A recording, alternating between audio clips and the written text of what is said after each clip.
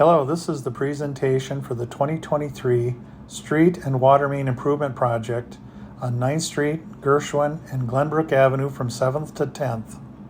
My name is Brian Bachmeyer. I've been the Oakdale City Engineer since 1989. Joining me in this presentation is Todd Blank. He is a principal with Short Elliott Hendrickson, the consulting firm we use for design and construction management. The purpose of this presentation is to review the need for an annual program, describe the construction elements of a project, outline the process of a project, and also present the policies of project funding. There are 4 objectives to this improvement project. The first one is to maintain or improve safety through better pavement conditions. The second is to control maintenance costs.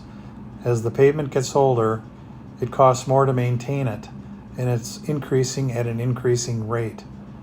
It's to the point now where the maintenance costs are exceeding the revenue that is collected in this particular area and dedicated for maintenance.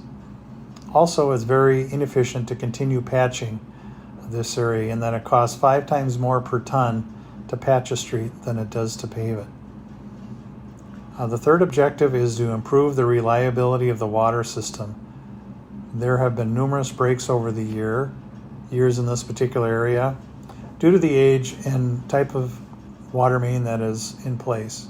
Cast iron water main that is 60 years of age is susceptible to frost heave in the spring of the year where it shears off and breaks.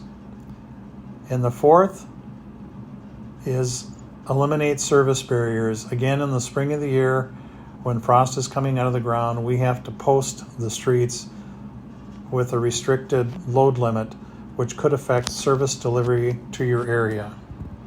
City records indicate there have been no less than 8 water main breaks in this particular area. In Oakdale, typical streets are designed to last 25 years. In this particular area, the last time the streets were resurfaced was in 1996, which was 26 years ago. And so as the pavement gets older, the pavement condition deteriorates at an accelerating rate.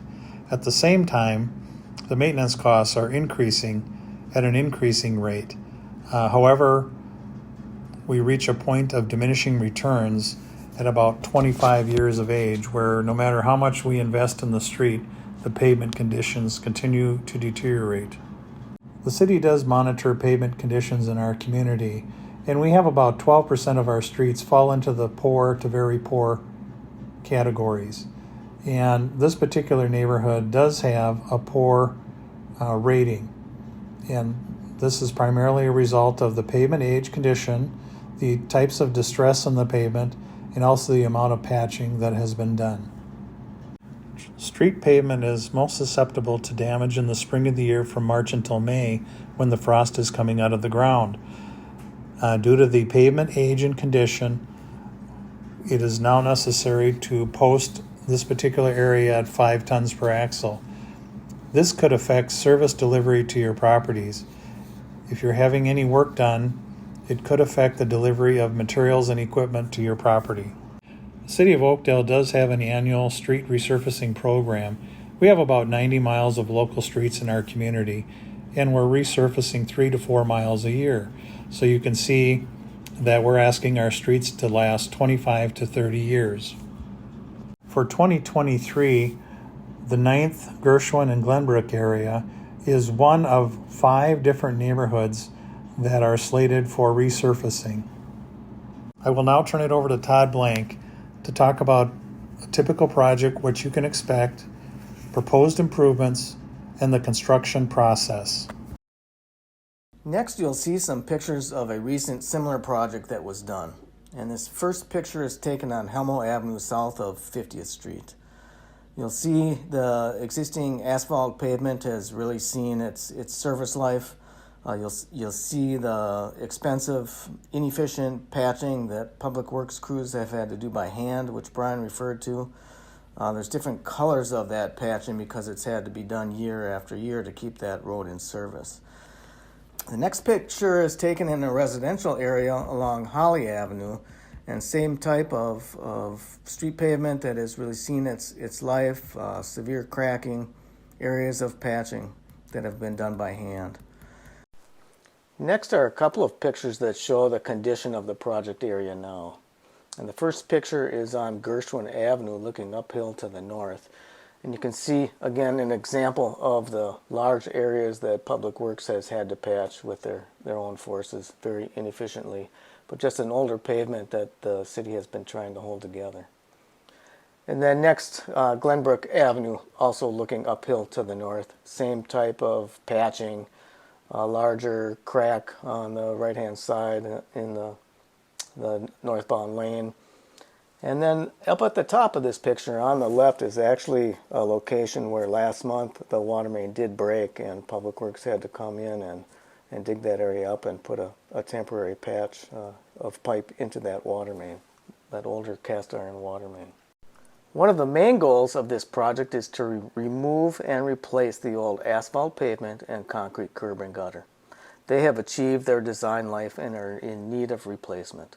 It's also a chance to perform other improvements, such as to possibly narrow the width of Glenbrook Avenue and maybe align it better at the intersection of 7th Street so that it aligns with the portion of Glenbrook to the south. Another major portion of the project is to replace the cast iron water main. This older water main has been very prone to water main breaks, and one of those just occurred last month. And this is a chance to put in some newer type ductile iron pipe that is less prone to that breaking. So the entire water main system is proposed to be replaced, including the hydrants and valves. Public Works is also televising the sewer systems, the sanitary sewer and storm sewer, to see if there's any work that needs to be done on those. So there may be some portions of the sanitary sewer where some joints have to be sealed, and some portions of the storm sewer system where there may be some repairs or some minor extensions, maybe an addition of a new catch basin to pick up more flow. And then we are also looking at the areas by all of the ponds where the pipes flow in and out of those ponds. So those storm sewer aprons, some of those have a lot of sediment that has been deposited there, and also trees that have grown up that hinder the performance. So those areas will be taken care of with the project. The street signing is all being looked at, and anything that is not up to standards will also be replaced. And then lastly, we are in contact with all of the private utilities. So the gas, electric, phone, and cable companies. They are aware of the project and the schedule, and they may also use this opportunity to perform any repairs or replacement on their system. What will you expect to see during construction? So during the construction process, the city will hire a contractor. The project will go out for bids, and the city is bound by law to hire the lowest responsible bidder. So we will have a prime contractor out there that has done similar type of work, and they will be the lowest bid. They will have a number of subcontractors to do some of the work. So one of the first things that will be done is the pavement will be reclaimed. So you'll see a big asphalt reclaiming machine with diamond teeth on it, and it will come and it will reclaim that existing asphalt pavement and turn that into gravel. That gravel can be recycled or reused on the project if necessary. After that, the grading crew will come in and they'll remove the top 3.5 inches of gravel to make room for that new asphalt pavement section. At the same time, there will be another contractor in, a concrete subcontractor in to do the curb repairs. So the spot repairs on some of the most severely cracked or settled curb. Some of the existing curb to be replaced will be in front of driveways. In order to best match in, the contractor will need to remove a small portion and patch back in an area behind that curb on the existing driveway. In this case, the contractor will provide advance notice to the property owner so that arrangements can be made for parking while the concrete cures and gains strength. This usually takes approximately 1 week. There will be utility repairs, so there will be a pipe crew that will be hired, taking care of any needs on the city's sanitary sewer, water main, and storm sewer. And then also As we mentioned, there'll be some private utility companies. So sometimes the gas company comes in and has to replace their gas system, or there might be some spot repairs on some of the cabinets or transformers. So there will be other crews in there doing that type of work. After all of that work is done, then the first layer of asphalt will be paved. We call that the base course, and that will be paved. At that point, it will not be a gravel road anymore, but a paved roadway. After that pavement is installed, then the castings in the street will be adjusted to their final elevation. So the manholes and water valves will be brought up to their final grade. And then the boulevards can be restored. So anything that was disturbed with the street lighting or anything that is in back of some curb and gutter replacement, the city will be putting in new topsoil and sod in those areas. The private utilities are responsible for their own boulevard restoration. So any areas disturbed by the gas, electric, phone companies, they will be doing their own topsoil and grass restoration. A lot of times they use seeding for that instead of sod. After all of that is done, then the final layer of asphalt is paved, and at that point the project is complete. So during construction, access will be provided to all properties on a continuous basis. However, if there is a piece of pipe right in front of a driveway that has to be replaced, or if the concrete driveway apron has to be replaced, then there will be a time that access into the driveway will not be possible. The contractor will provide notice ahead of time and alternative arrangements can be made. Mail delivery will continue throughout the project. But we do also want to hear from property owners on any events that you have planned. So if you have garage sales or graduations, open houses, any other events like that, you can notify us ahead of time and we'll work with the contractor to provide the best access and clean that up as much as possible before that event. The city has standard allowable working hours, so Monday through Friday, that is 7 a.m. to 7 p.m., and then on Saturdays, it's 9 a.m. to 5 p.m.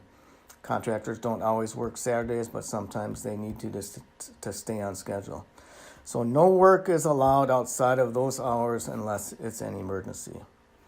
And then lastly, the city will have representatives out on site during the project. These will be resources for you, any issues, questions, problems that you have. And they're also out there making sure that the project is built properly and correctly. We are beginning this project by sharing information with you, and then we want to hear back from you on things that you're seeing in your neighborhood, things that you may want to be addressed with this project. Items such as drainage, utility service, or street lighting. We have some surveyors out on site gathering further information on the city's infrastructure and the project area. We are conducting a study to further determine the improvements and the proposed costs and funding, and that will be summarized in a feasibility report to the City Council on December 13th. At that point, the Council can order the public hearings. Those would be held on January 24th, 2023. There would be one hearing to review the proposed improvements, and then a second hearing to review the proposed assessments. And this is the chance for the property owners to provide testimony to the City Council on the project and the improvements and the assessments. After that, if the Council orders the project to go ahead, construction plans would be prepared. Those would be brought back for approval in March, and then the project could be put out for public bidding. The bids could be brought back to the Council in late April, and a contractor could be hired to do this project. We would then anticipate construction starting in early May and being complete at the end of August. Thank you, Todd. I will now be talking about the city policies as it relates to project financing. The estimated project cost is $2,473,000. The city will be financing 83% of the project, or $2,062,903. The balance of the project, about $410,000, will be assessed to the property owners. That assessment represents the cost to remove and replace pavement and curb and gutter on a minimum standard street in $2,002 based on the zoning district, the minimum lot size requirement of the zoning district. In this particular case, the minimum lot size is 80 feet. So the assessment is based on 80 feet of frontage. The city is held to the standard that the assessment cannot exceed the benefit to the property, and courts have determined that the benefit is the difference between the before and after market value of the property. Special assessments defined. It is basically a loan that is spread over a 10-year period. The interest rate is 2% above the city's rate. The interest starts accruing on October 15th of 2023. The property owner can prepay up until that date, October 15th of 2023, without interest. Partial prepayments can be made at a minimum $500 per deposit. If the property owner chooses not to prepay the assessment, it's certified to the county and collected with the property taxes over the next 10 years, with the first installment starting on May of 2024. You can pay the remaining principal at any time, and there are hardship deferrals available. Just a little bit about the hardship deferral process. There is an application that can be filed with the finance director. Generally, it requires that the property be homesteaded. It does continue to bear interest unless that's waived by the council, and it's terminated upon the sale or transfer of the property, change in the homestead status, or if the council rescinds the hardship status. Since 1992, the city has used these assessment policies, and 9,443 properties have been assessed following these policies. There are a little over 10,000 parcels in the city, so we're approaching 95% of the properties have been assessed under these policies. Thank you for listening to this presentation. If you have any questions, please feel free to contact me at the phone number or email address provided here.